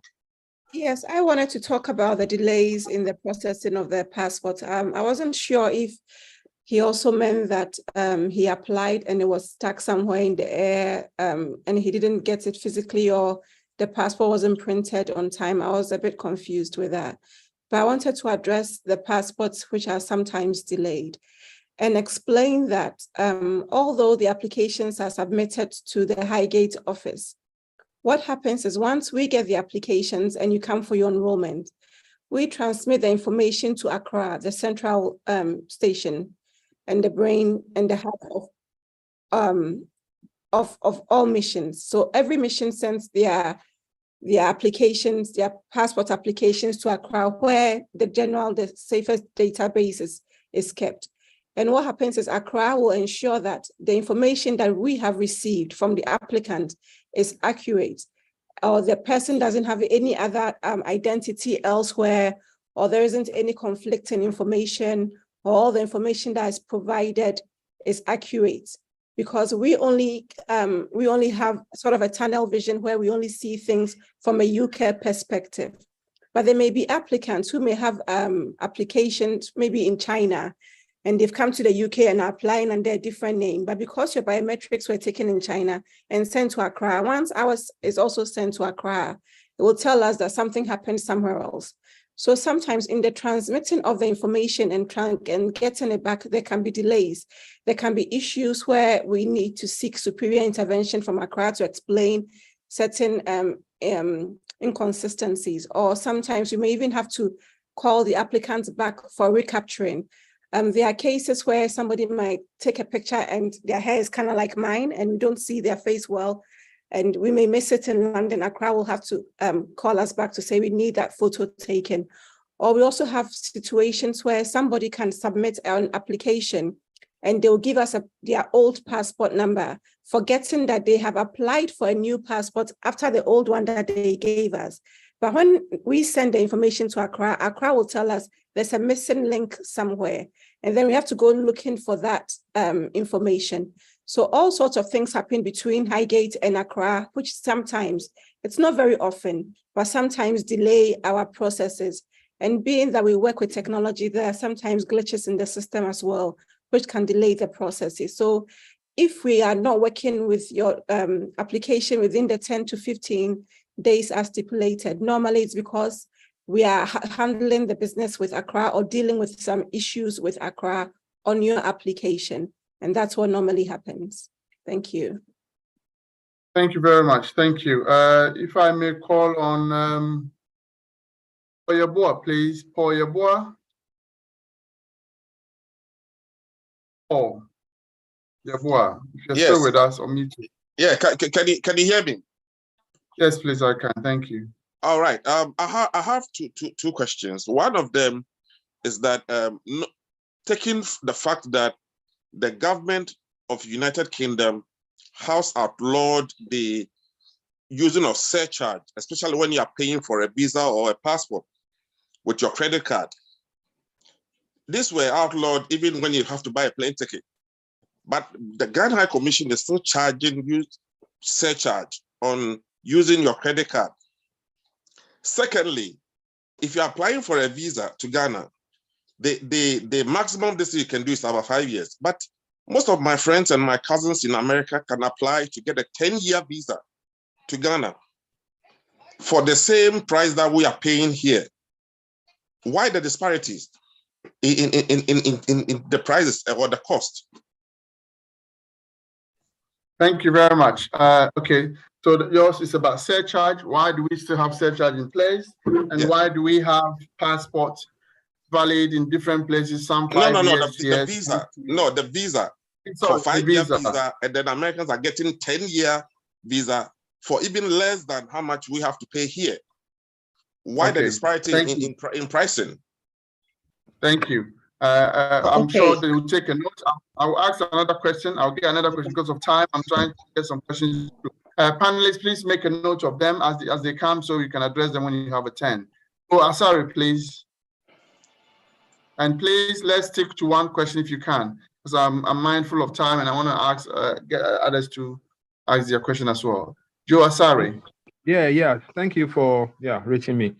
My question is about the Ghana card. I think a lady mentioned already that she was able to travel to Ghana using the Ghana card and a British passport or an American passport. But I was hoping that maybe one of the panelists will confirm the use of the Ghana card and a foreign passport. So can someone confirm that it is allowed?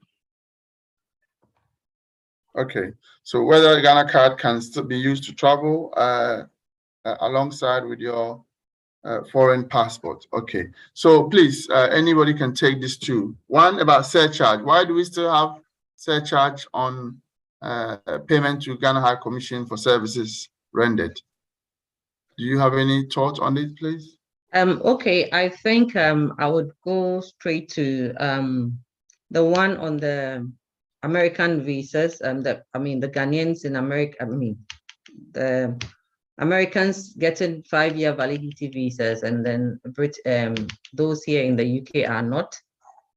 And then yes, so we have this reciprocal agreement with some of these countries. So it depending on the country that we find ourselves. For instance, Ghanaians are issued with 5-year American multiple visas, but the UK does not do that. You have to apply and pay for let's say if you want 2-year validity visa, you have to pay for that. But with Americans, if, for instance, let's say if the visa fee is $150, you pay that, and the issuing officer uses their discretion to give you whether 1 year or 2 years or 5 years. So we have that reciprocal agreement with them, but we don't have that with the UK, unfortunately. So that is how come maybe your brothers and sisters in the USA are getting the 5-year validity, and you here in the UK are not getting that service here. So that's about that. And if I can go to the last person who spoke, his very last question. Mm-hmm. Can you say the last question was about Ghana card. Can you confirm that Ghana card can be used for travel abroad from any host nations to Ghana, or how does it work? All right. So I know that if you have, let's say, a British passport and a Ghana card, you are supposed to be allowed to travel when it's not a transit flight to Ghana. And I know that people have been able to do it. I know a lot of people have been able to do that, but I've had a few people also sharing their experiences that they went to the check-in desk and they were not allowed to board using that. So I tried to speak to somebody at British Airways, and then they explained that sometimes also it depends on who checks you in. At the check-in desk, the person sometimes also uses their discretion and says, I will let you board. And that I cannot control. What I know is that, yes, it is allowed. You can go once you're not going to, let's say, transit in Amsterdam or another country, sorry, another city. So yes, if you have your Ghana card and then another passport, not just the Ghana card, but a Ghana card with another passport, let's say a British passport or an American passport, you should be able to travel on that. Yes. And on the question of the surcharges, I'm not too sure about it. So I have sent a message to the Treasury officer, and I'm hoping to get a response from her, and then I'll come back to that. Thank you. Okay, thank you so much. Thank you. We have Jane Quagrin. Jane.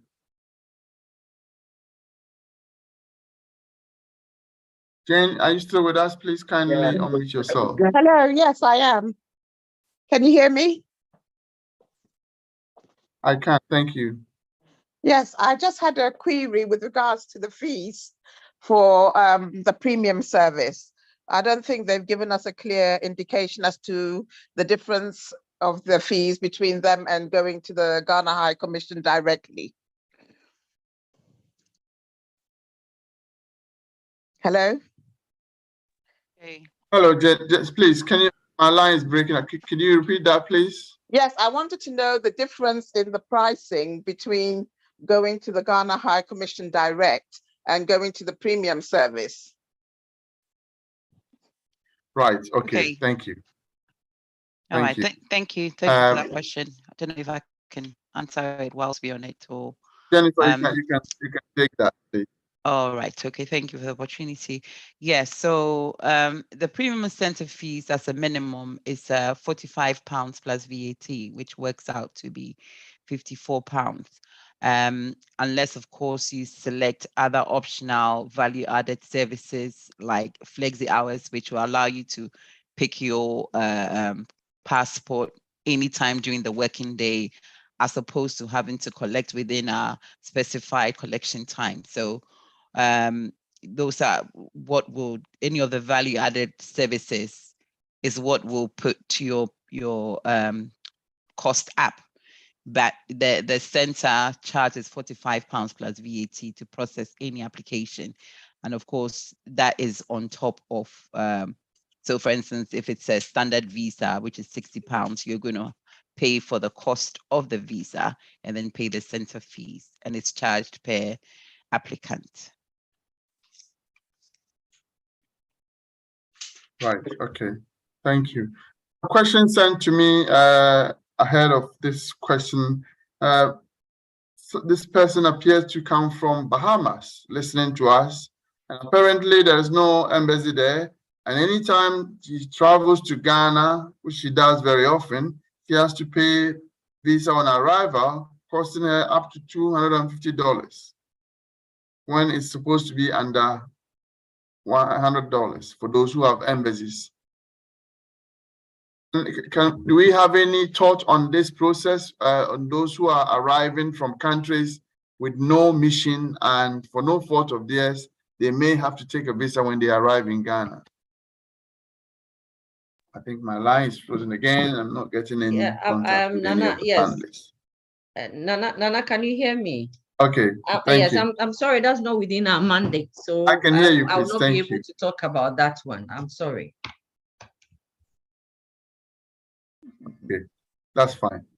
So we will make that official comment to the foreign office to clarify that. Thank you. All right, Isaac Obo, please. Isaac Obo. Hello, Nana. Thanks very much. This is actually a question for community members. Community leader, member approached me yesterday to inquire about obtaining replacement passport for her children. Their passport got lost in the post. Is there some sort of proof required? I had a look on the Commission's website, and apparently there's nothing there when I checked. So asking for this member whether she needs some sort of proof for the lost passport before she can get it. Thank you.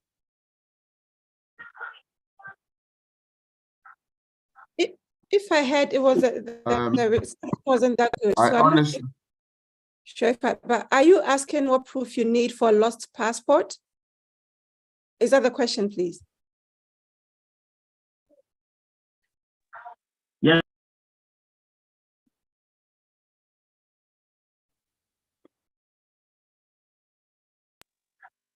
Yes, please. Okay, so for a lost passport, you need to swear an affidavit that you lost your passport. And if you have a copy of the passport that was lost, you attach it. If you don't have a copy of the passport that was lost, we would need proof of your nationality. So a copy of maybe your mother or father's Ghana passport, something to prove that you are actually Ghanaian as well.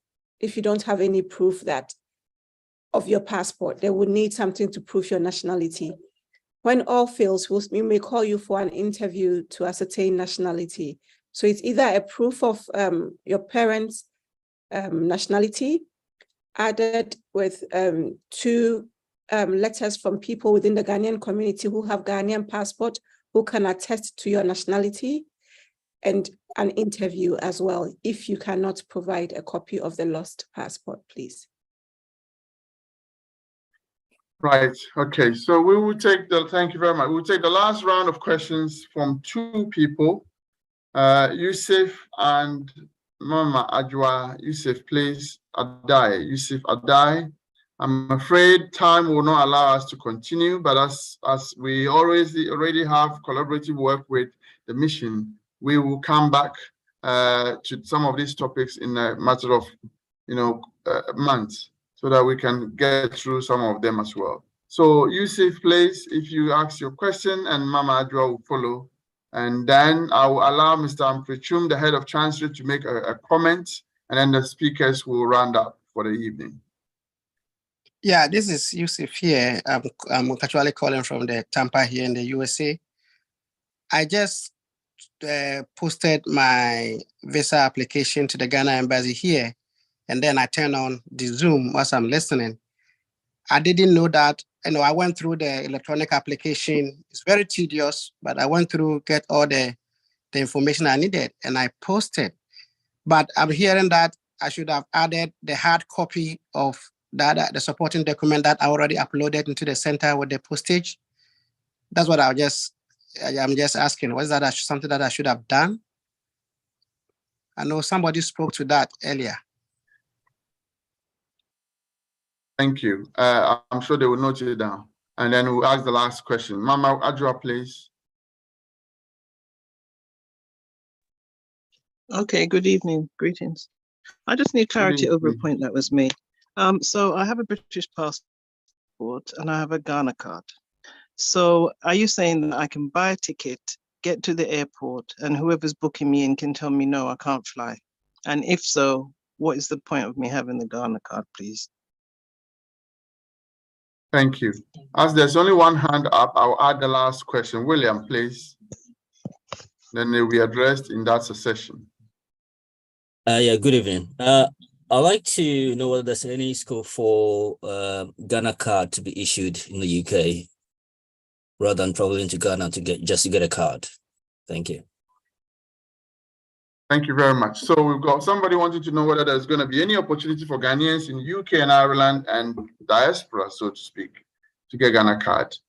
There's another person asking, what is the point having Ghana card if they will turn up at the airport and be told you can't travel with it? You know, if that occurrences are there. And the first question from Yusuf as well. Any of the panelists, please feel free to you know, take any of the questions. Yes, I think plans are in place to introduce the processing of a Ghana card here at our mission in London. I don't want to give any timelines, but I know that soon and very soon they will roll it out. So let's just look out for it. So that's with the Ghana card. And once again, like I said, so we as a country, we have come out to say that, okay, it's okay for you to travel with your Ghana card to Ghana. But like I said, I am not able to control whatever happens at the airport.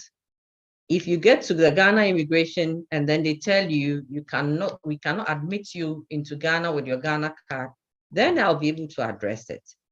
But as to why somebody is refused to board a flight with a Ghana card, I don't know the exact reason. Whatever happened, maybe they thought the documents wasn't original. I don't know whatever happened there.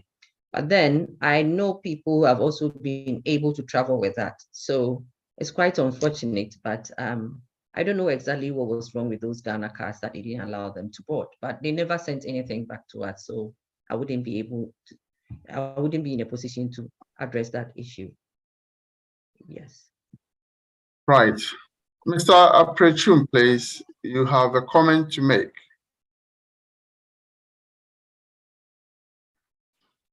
All right, thank you very much.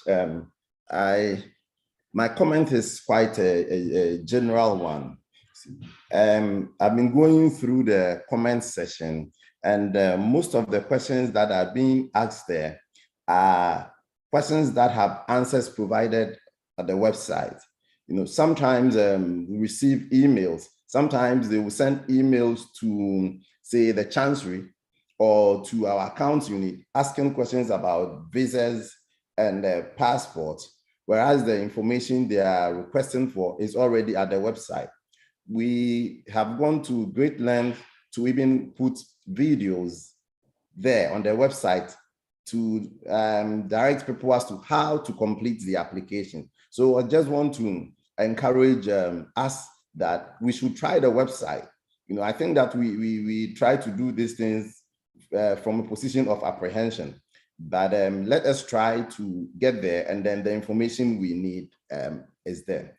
On the issue of the acquisition of Ghana cards, I think that the law that established the National Identification Authority, right, requires that they complete the issuance of the cards in Ghana before they do outside Ghana.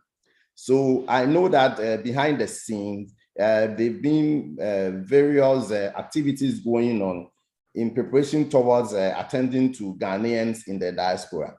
So as my colleague said, we cannot give timelines, but we know that very soon the NIA would come out with the mandate for the Ghana missions to go ahead and issue Ghana cards. And as usual, if this is going to happen, London is likely to be the place where it will all start from, because of the number of Ghanaians in this particular location. Thank you. Thank you very much. I may also grant one more comment from the head of information of the Ghana High Commission. If he's still with us, I think I missed his hand up at some point. He may have some information to share, which will be useful to us. If Mr. Doji, if you are still with us, please kindly unmute yourself and speak to some of the issues that may have come up to your attention.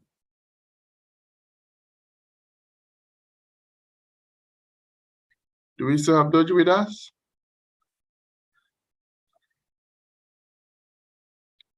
Okay.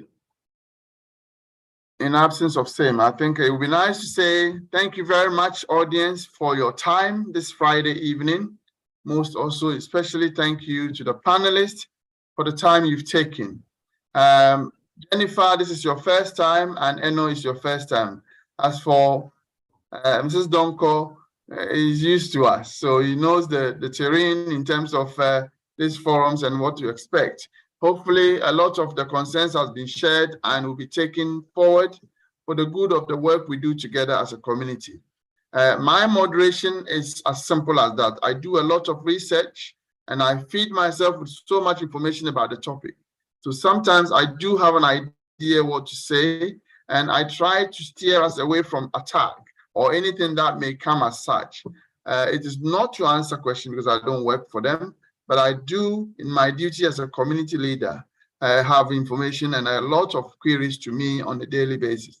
So I do share this information for us. Today, it's been possible to do this with you with the help of TapTapSend. TapTapSend, your #1 money transfer company to Ghana. And of course, Diaspora Insurance helping us to bring to you live, IT Consortium. We are grateful to the work of Ghana Nurses Association, partner with Ghana Union for this, the Western Region Association of Nurses, and the Ghanaian Nightingale Associations UK. Of course, endorsed by the Ghana High Commission to bring this to you live, Facebook, YouTube, and of course, on Omega Live TV. We are grateful for the support you've received tonight from everybody who have contributed to the success of this program. In 2 weeks' time, we'll be looking at diaspora investment, bringing direct investment to Ghana, the role of the diaspora community. And we'll be privileged to host with us the CEO of GIPC, Ghana Investment Promotion Council, in the name of Shiofi Grant, who will be here to take us through what diasporans can do to help mobilize direct investment to our homeland for the good of our country, for employment, and for all other good purposes that we all know.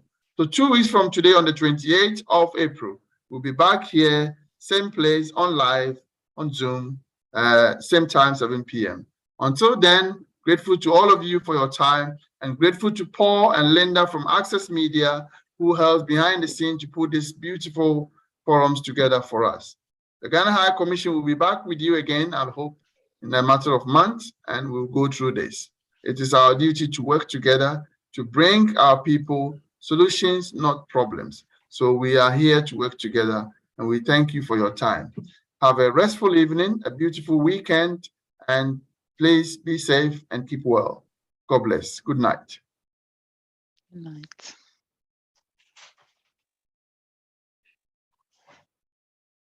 Hello?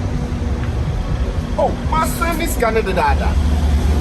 And then he left home menu. My son this is a tap. Who was Spain? Oh yes. I Spain most any sicker free ha. Ghana. Yet we love you. It's 11 and as a me farmer of a baby family. Oh, that be my son. Would you check your phone? Why? It's very easy now to send money from anywhere in Europe to Ghana. I'm in Spain right now, and I just send money to my mom. And on Tiasia, also don't send it, don't take e-levy. No, on TapTapSend, there's no e-levy charge. It's just free when you send. Those in the US, those in London, those in Canada, plenty places in Europe. You can send your money through TapTapSend to Ghana. And please, it's free of charge. There's no deduction in any e-levy or any charge at all. So what are you waiting for? Send the money to those family people. Me must send it. Let's go and take a clan talk. Reggae man of a pack. It's TapTapSend. At Diaspora Insurance, we understand the importance of dignified send-offs within Ghanaian culture and traditions. We also understand that you want to avoid the double trauma of your family grieving and not having the financial support to cover funeral expenses when you are not around.